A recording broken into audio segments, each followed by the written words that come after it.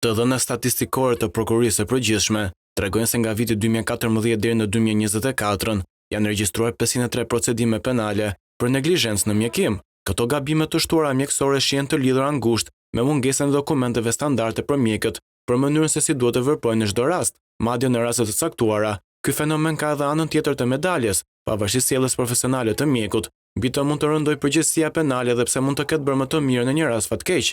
Reformat gjysmake, mungesa e protokolleve të mjekimit për një sëmundjesh dhe mungesat e vazhdueshme të barnave, me të cilat përballen spitalet shqiptare, e kanë vendosur në një situatë konfliktuale mjekun përballë pacientit.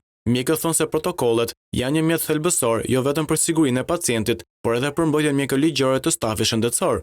Një shembull konkret është ai regjistruar pak vite më parë, kur një mjek u ndoq penalisht për shkak se shurupi që i dha një pacienti të mitur nuk dha efekte duke rënduar gjendje shëndetësore që çoi në humbje jete.